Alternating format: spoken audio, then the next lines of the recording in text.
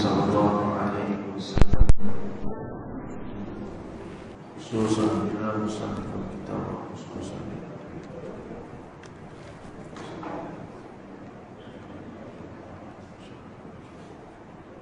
شامله الفاتحة. أعوذ بالله من الشيطان الرجيم. بسم الله الرحمن الرحيم. الحمد لله رب العالمين الرحمن الرحيم مالك يوم الدين إياك نعبد وإياك نستعين اهدنا الصراط المستقيم صراط الذين أنعمت عليهم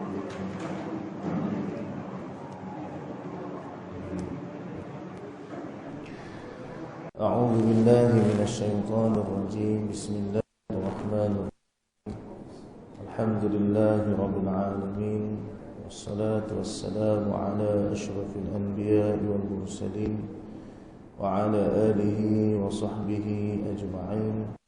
اللهم صل على سيدنا محمد الفاتح لما أغلق والخاتم لما سبق ناصر الحق بالحق والهادي إلى صراطك المستقيم وعلى آله حق قدره ومقداره العظيم. قال رب اشرح لي صدري ويسر لي أمري واحلل عقدة من لساني يفقه قولي. أحييكم بتحية الإسلام، تحية مباركة من عند الله، تحية الإسلام السلام. السلام عليكم ورحمة الله وبركاته. Alhamdulillah, yang pertama sama kita merafa'kan setinggi-tinggi rasa syukur kita ke hadirat Allah Subhanahu wa taala. Karena pada hari ini Allah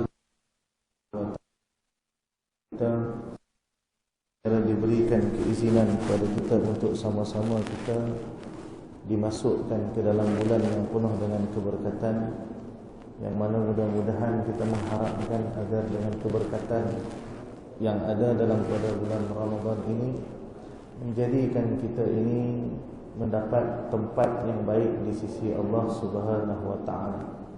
Karena menjadi kerugian bagi setiap hamba itu ketika mana ianya ditempatkan pada tempat yang baik, diletakkan pada masa yang baik,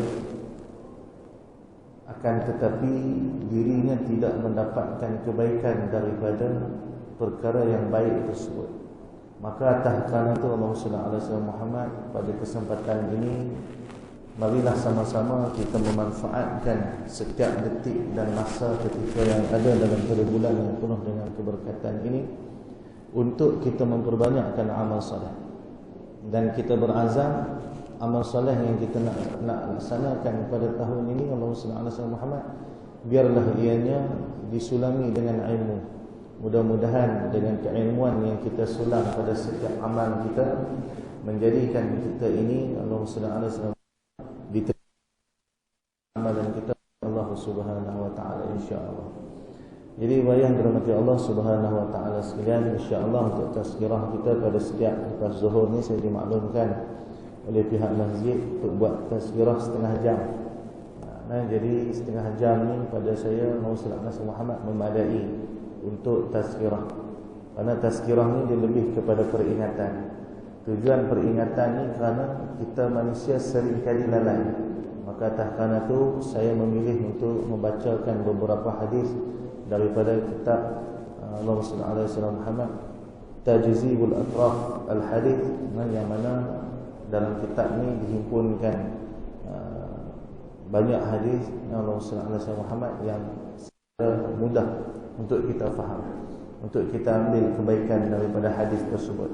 Jadi bayang dirahmati Allah Subhanahu wa taala, hadis yang pertama yang saya nak kongsi dengan tuan-tuan sekalian, ati babal jannah yawmal qiyamah fastaftihu fayaqulu al-khazin man anta faqulu Muhammad fayaqulu bika umirtu alla aftaha li ahadin qablaka. Allahumma salli ala sayyidina. Jadi Nabi SAW memberitahukan kepada kita, ati babal jannah yaumal qiyamah, ketika mana aku ini tiba pada pintu syurga pada hari kiamat kelak. Allahumma salli ala sayyidina Muhammad. Fastaftihu fayaqulul khazin man anta. Maka bila aku sampai dekat situ, kata Nabi SAW, aku minta untuk dibukakan pintunya, iaitu pintu bagi syurga. Allahumma salli ala sayyidina Muhammad. Fayaqulul khazin, maka bertanyalah akan orang yang menjaga pintu itu, iaitu malaikah yang menjaga pintu syurga. Allahumma salli ala sayyidina Muhammad. Man anta, siapakah kamu? Malaikat tanya kat Nabi, siapa kamu? Allahumma salli ala sayyidina Muhammad. Fa aqulu, maka aku pun menjawab, Muhammad, akulah Muhammad. Allahumma salli ala sayyidina Muhammad. Fa yaqulu bika umirtu alla aftaha li ahadin qablaka. Maka kata penunggu pintu itu, Allahumma salli ala sayyidina Muhammad, aku tidak dibenarkan membuka pintu ini bagi seseorang yang dahulu daripada engkau.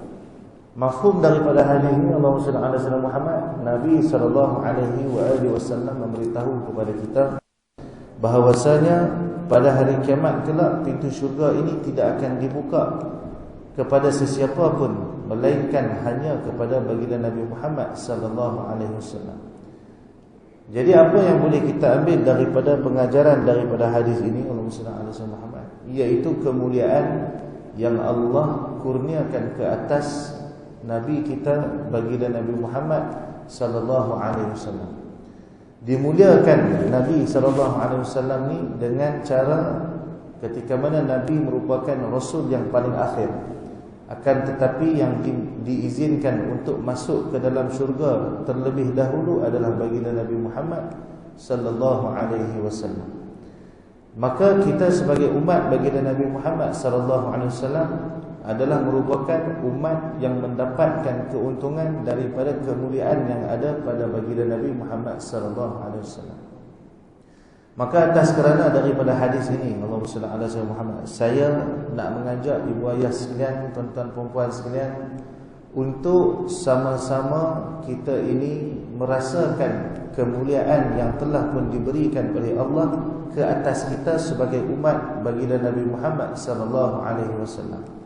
Maksud merasakan kemuliaan ini ialah bila mana kita mengambil segala kemudahan yang telah disediakan oleh Allah untuk kita mendapatkan kebaikan di akhirat kelak. Seperti mana seorang VIP yang telah diberikan kepadanya kemudahan, kesenangan untuk berada, untuk memudahkan akan segala urusan keduniaannya.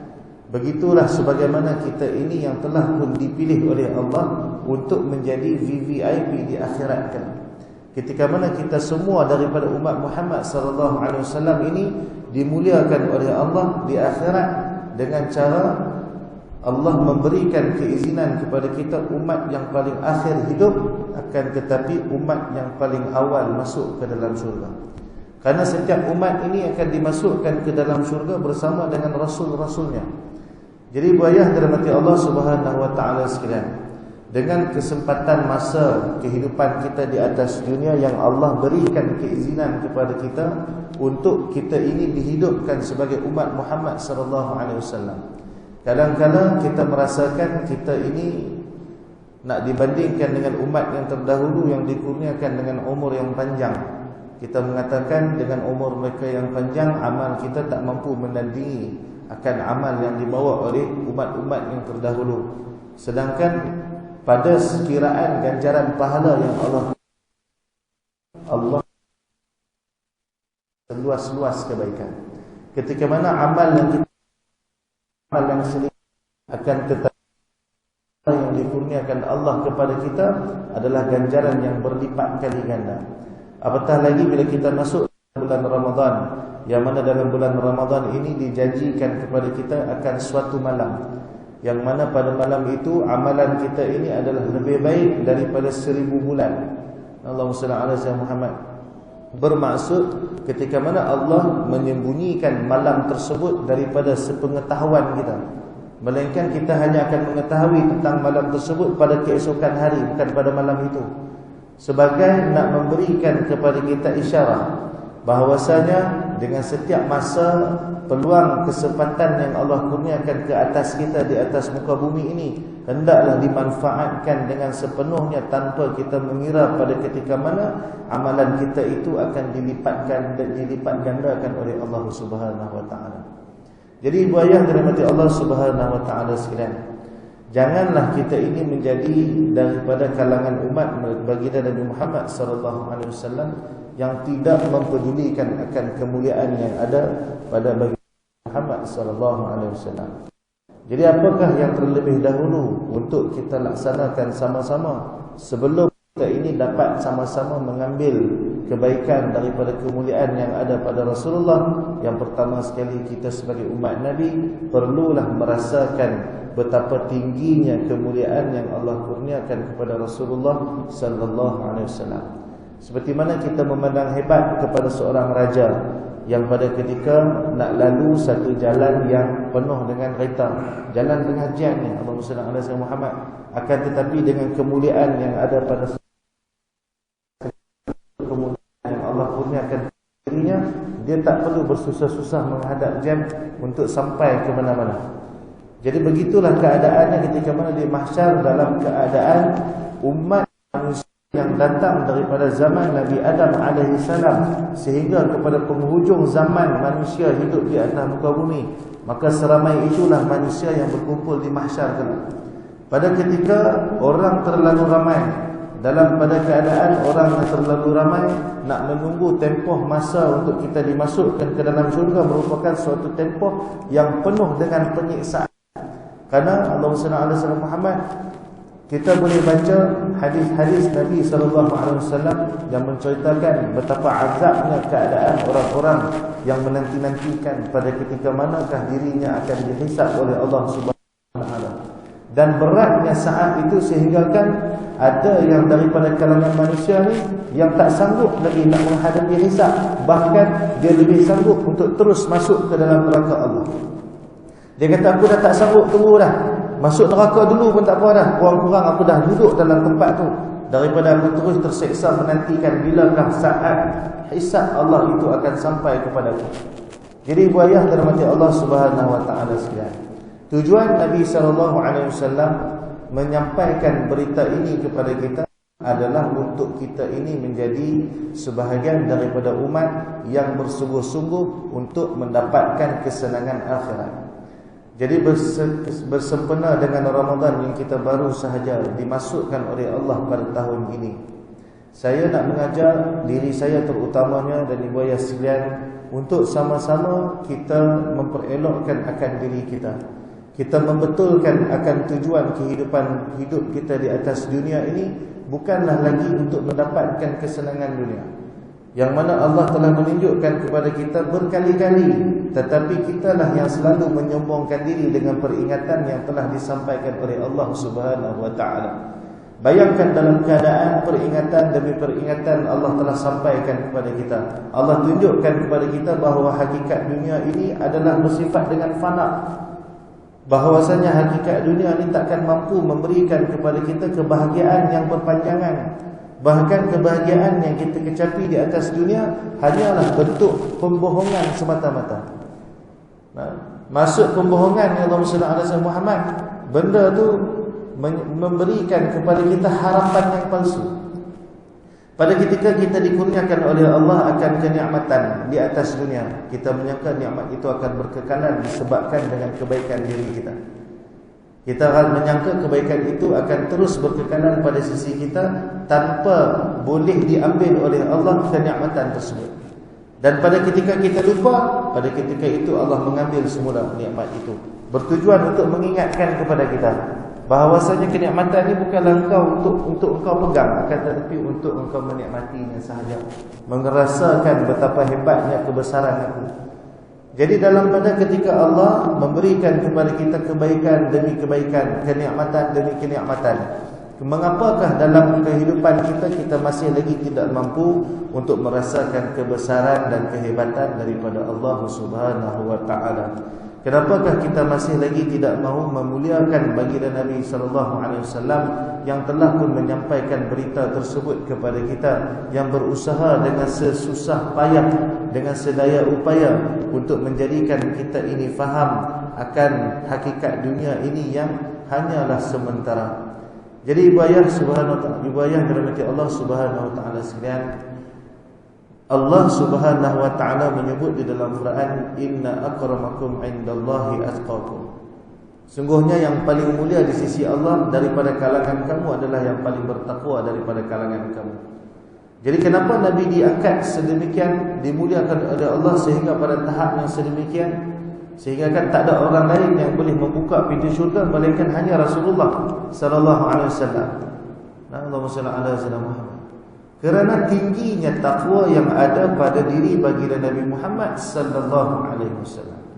Takwa ini diukur pada seberapa berat kita ini mengambil berat akan kehendak Allah. Apa yang menjadi kesukaan Allah menjadi kesukaan kita. Apa yang menjadi kebencian Allah menjadi kebencian kita. Sebab itu ketika mana kita mencintai Rasulullah, sebenarnya kita telah pun mencintai Allah. Kerana yang paling dicintai oleh Allah adalah baginda Nabi Muhammad sallallahu alaihi wasallam. Jadi nak memperbanyakkan cinta kepada Rasulullah, mestilah bermula dengan selalunya kita ini melazimkan diri menyebutkan nama baginda Nabi Muhammad sallallahu alaihi wasallam dengan selawat.